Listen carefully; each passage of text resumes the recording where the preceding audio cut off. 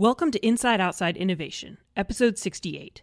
Lindsay Angelo is a former strategist with Lululemon, but is now pursuing a new venture as a strategy consultant. She talked with Josh about trends in the retail space, especially around the idea of a self-actualization economy and how democratization of retail influences the way that people invest and the way products are developed. You can find her contact info in the show notes.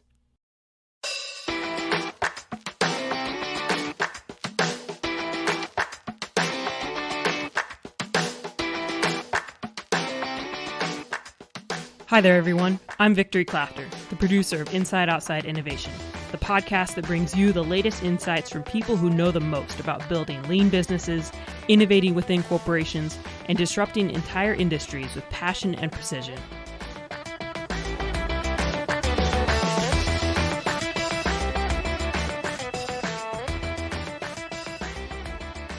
So when we think about some of that change, what are some of the trends that you're starting to see in the area of retail?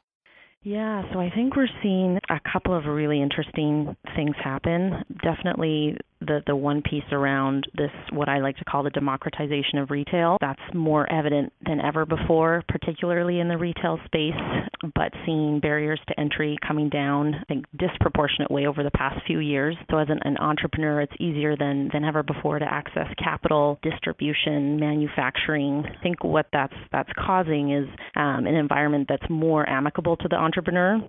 And so we're seeing this kind of long tail of competition emerging. That's certainly been prevalent in the world of yoga apparel. We've seen literally thousands of small competitors emerge, some of them bricks and mortar online, some of them online only, but come into the space and a lot of them really focusing on niche areas within yoga apparel. So I think the competitive environment is more intense and more dense than it's ever been. And as a consumer, I have more choice than ever before.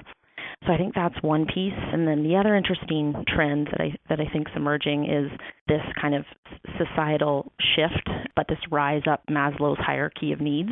So I think we're seeing this globally, this rise of the middle class. We're seeing the digital age that's really emerged over the past decade, widened kind of the scope of people's lives. We have more access to resources, to knowledge than we ever have before. And I think both of those trends combined, the democratization of retail and what I like to call betterment, are really resulting in what was once considered kind of amazing is now ordinary and everyday. And I think that's really propelling people up Maslow's hierarchy of needs, and people are focused more than ever before on bettering themselves. I think we're seeing a big focus on personal growth emerge, and that can look different for every audience and for different people. But I like to call that the self-actualization economy. Sure. I think there's a lot of opportunity there. So I think that's really interesting, and especially, I mean, you hear more and more just how hard it is being a brick and mortar retailer. I think we just saw the news yesterday again of another big brand, Gymboree, closing 350 stores. It's really hard. And what I'm hearing you say is, though, that there might be some sort of glimmer of hope, right? That if we could start to understand this betterment idea and this trend, that there might be an opportunity for innovation in that area. How do you see that playing out in retail? Yeah, I think it's a great question. I think your description there definitely accurately characterizes it. While we're facing a lot of headwinds as retailers, certainly at least the optimistic side of me definitely sees that glimmer of hope. And I think if we can reframe how we think about our value proposition as retailers, we can capture that. And I think the two questions that come up for me as a brand are thinking about, if we're seeing people really try and better themselves in a number of different parts of their lives, how can we partner with them to help get them there? So how can we partner with them to help them be the people they want to be and achieve their fullest potential, whether that's a consumer and I want to achieve my most creative self, or I want to be my most mindful self, or I want to be my most entrepreneurial self, thinking about how can we partner with our consumers and people to help get them there. And I think the brands that people will be attracted to in future will be the brands that really nail that and get that right. I saw Clayton Christensen speak not too long ago, and he talked about jobs to be done. And I feel like the opportunity is to think about what's the job to be done that helps people be who they want to be. And I think that's not always easy, especially for extremely successful retailers. You think you know who your customer is, but without a steady diet of getting out there, and we always say getting out of the building, talking to customers and getting to know customers, and not just relying upon surveys or just pure market research or focus groups. You have to get in there to truly understand what those jobs are that they're struggling to get done. What are some examples, Lindsay, that you're seeing out there of brands who are doing this well? Yeah, I think of everyone from, Airbnb. I think of the sharing economy. Airbnb, Uber, Lyft, brands that are enabling people to be their most entrepreneurial selves. I think of brands like Jabatical, like Upwork, which are early stage brands that have found a niche in connecting employers with the freelance economy. So I think we're seeing this sub-trend of a lot of freelancers emerge. They say 50% of the workforce by 2020 will be freelancers, but brands looking at how can we help people be their most entrepreneurial selves. Brands like WeWork.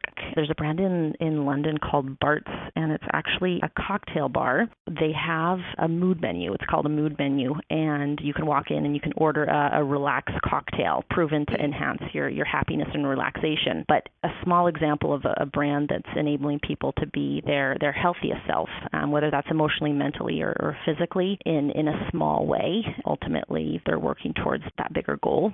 I think of Dyson recently announced the opening of an Institute of Technology in the UK, so getting into the education space, and a traditional consumer electronics brand, entirely new space for them, but enabling people to be their wisest selves. And they're also leveraging it as a pipeline to their workforce. I think Headspace is a really great example, enabling people to be their kind of most mindful selves. Yeah, and certainly Lululemon's came out with a campaign not long ago called This is Yoga, but it's a great example of trying to elevate people in different aspects of their life through what we refer to as the power of practice. So I think all of those brands are taking strides to get there and doing it well. Well, and I love what you touched on, Lindsay, is a whole bunch of ones that aren't traditional retail, right? Yeah. Every organization out there that wants to be successful needs to be thinking about the brand that they want to have, and they need to think about exactly kind of the answer to what you just said is, for the people that they care about serving, what is the most blank self that they are wanting to help people get closer to through interactions with their brand.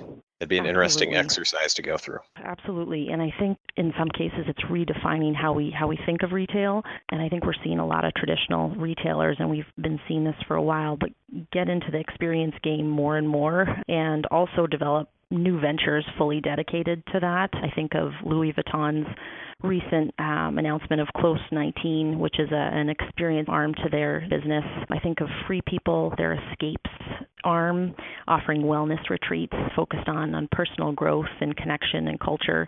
So thinking about how can we, redefine retail in the traditional sense and dovetail into areas, maybe their experiences, maybe they're something else, but dovetail into areas that really enable that for people and enable people to be who they want to be. So I'm going to get a little personal here, Lindsay. Yeah. How do you relate to this trend of betterment personally? What are the brands that you are seeing or chasing, or what's the most blank self that Lindsay is going after? Yeah, so it's a great question. So I'm in a very exciting part of my career in that I actually resigned from a role in Lululemon about a month ago to pursue an entrepreneurial venture into the world of strategy consulting. And for me, I've certainly been in a reflection over the past few months, and that decision was very rooted in what I want to get up to over the next few years and personal growth more than anything. Sure. So I think this is a trend that is near and dear to me, and I've certainly felt as a millennial, as a consumer, and I relate to it, I think, more than ever before. And I think for me, I also find I'm incredibly motivated at this stage in my life to develop myself on a number of different levels, whether that's being my most entrepreneurial self, healthiest self. I think there's experienced self. I think I relate to a number of different aspects of self that we're seeing manifest more broadly as trends. So I think personally I'm definitely experiencing this firsthand. And also, I think as a result of that, I like to support brands that some of the ones I mentioned that are portraying that and really purpose-driven and enabling that movement as a whole. So certainly some of the brands I mentioned, I'm a big consumer of, and I think I'll only continue to be. Lindsay, congratulations on making a leap. That is a big jump to be able to go out there and do it. But a friend was challenging me recently. He said one of his favorite questions that he'd picked up, and he was asking everybody, was the question, what would you do if you weren't afraid? And I imagine there's probably some of that was in your world of thinking of being able to leave something great and prestigious. And I mean, I've seen all the keynotes that you've been able to do. And so you had a nice stage with Lululemon.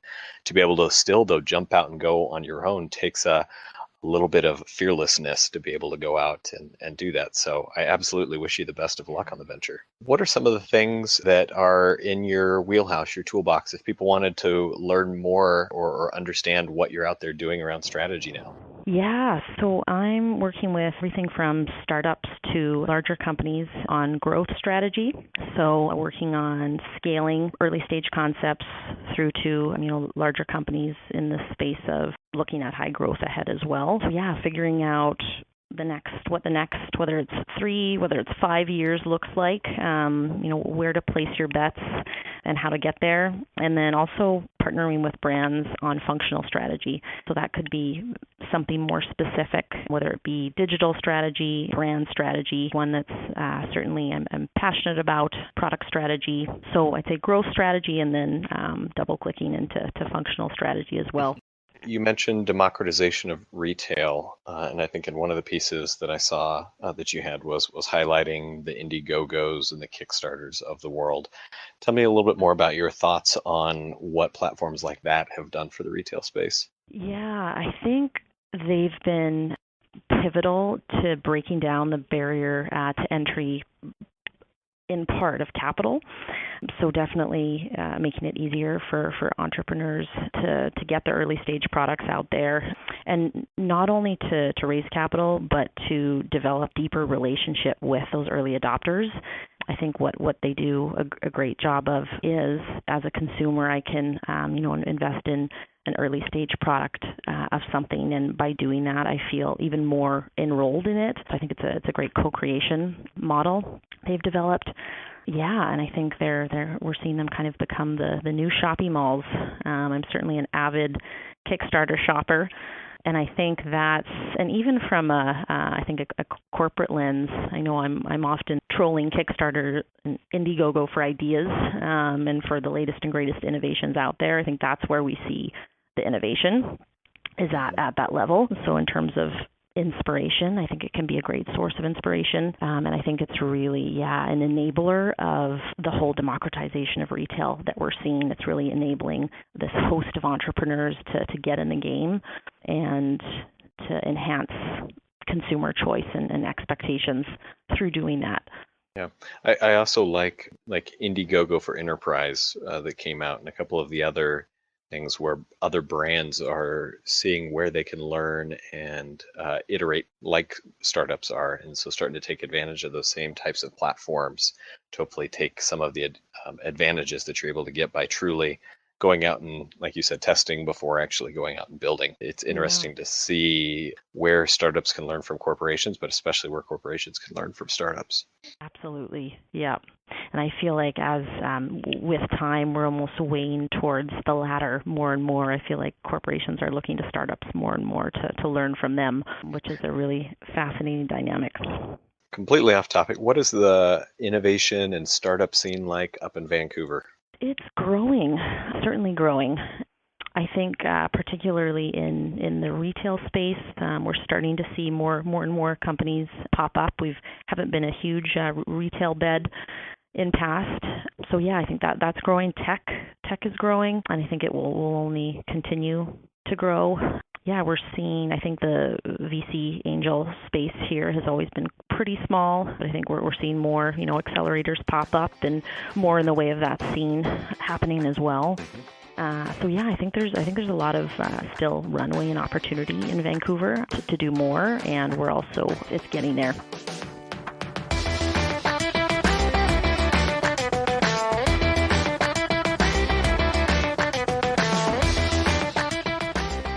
That wraps up another episode of Inside Outside Innovation. Thanks for joining us, and thanks to Lindsay for sharing her wisdom. If you've got an opinion, and we know you do, share it with us on iTunes or at the IO Podcast on Twitter. Until next time, go out and innovate.